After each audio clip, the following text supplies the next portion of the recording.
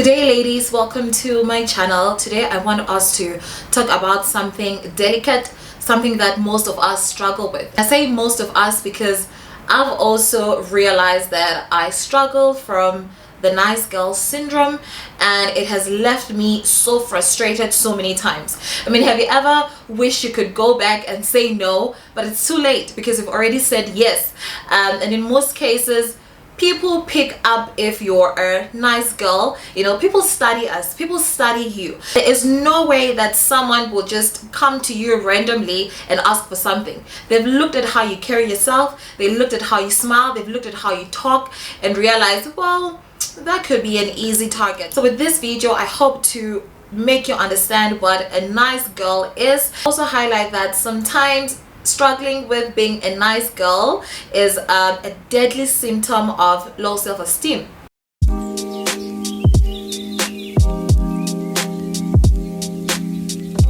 I'm going to mention the things that I battled with, which led me to seeking professional help, and as a result understanding that yep, I suffer from the nice girl syndrome as well as low self-esteem. The classical example is relationships. So let's dissect what happens in your relationships when you're struggling with the nice girl syndrome.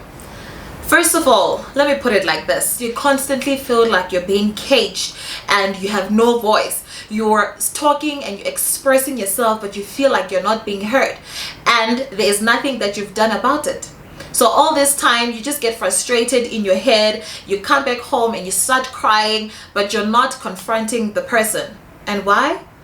Because you don't want to. You are afraid of what will happen should you confront the person. You don't want to be the bad person, you want to be the nice girl. Got it? You want to be the nice girl. So in essence, you want everybody to love you. You don't want to hurt anybody's feelings. You'd rather vent with your friends or call your parents or whomever it is that you trust than to confront the matter at hand. Let's move it away from relationships. Let's say it's at work. You have a colleague that is constantly bullying you or bullying others, and you've picked this up, but you don't want to confront the bully, or you don't want to confront management because you don't want to be the bad person. You don't want to throw anyone under the bus, or even if you speak, you wouldn't dare confront that person, even though you know that what they're doing is wrong. I'm going to bring it closer to home. The relationship between you, your siblings, and your parents. For example, we all know that there'll always be a black sheep in every family, just that one outlier, that one that just does things by themselves, right? Let's say you're not the black sheep and there are other black sheeps in the family. Your parents are always complaining, oh, daddy is tiring me, oh, so is tiring me. And what do? You want to fill in that void, fill in the gap, because you want your parents to like you. You want to be the star. And sometimes we do this subconsciously. You know, it's not like you tell yourself that, no, I'm going to be the one that the parents praise and stuff like that. But because you're always looking for opportunities for you to look better, to look good for other people, you end up finding yourself in such a situation. Being a nice girl, it's hard. It's not rewarding. In most cases, you feel like you're not good enough. You're constantly feeling like you're not good enough, and because of that you tend to fall back when people give you praise, when people acknowledge how good you are at your talent. You always say, oh no, it's not that deep, no, it's not like that. You're modest about compliments because you're like, it can't be me. You're not referring to me, child. You're not referring to me.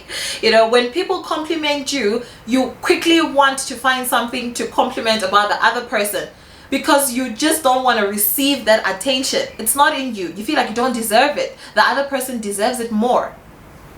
Sounds familiar? So if you have the nice girl syndrome, the typical classic scenario or common denominator amongst people who suffer with the nice girl syndrome is the struggle to say no. Think of the times where someone approached you for a favor, or wanted you to put in extra work, or wanted to use your work, wanted to work, whatever it is, and deep down you wanted to say no, but what came out? Yes. Another example is if you just struggle to call people out.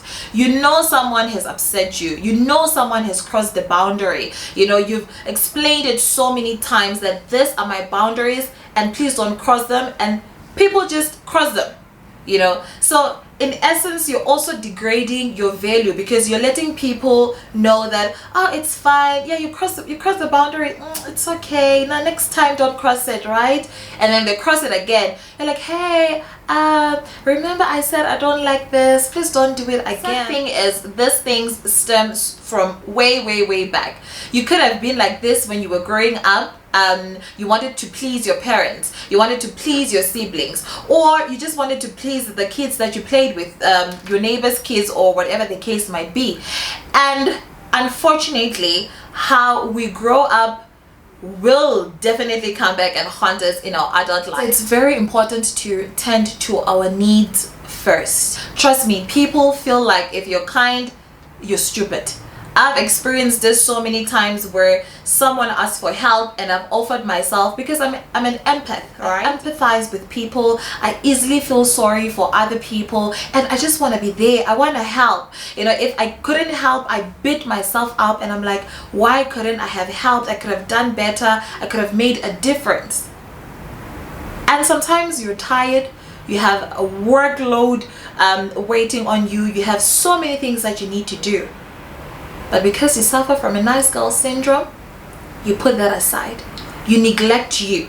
You neglect your soul. You neglect your peace. You neglect tending to yourself, and you'd rather tend to others. So I hope with me saying this, if you're struggling with this as well, you will deeply look into it. Either do more research, or see a psychologist or a therapist or a counselor or a social worker, whatever the case might be, so that you learn how to best guard yourself, guard your feelings, guard your peace, and guard your energies that surround you. You are worthy, your value matters, your boundaries matters, and your peace matters. I'll see you in my next video. In the meantime, do take care and keep well. Bye.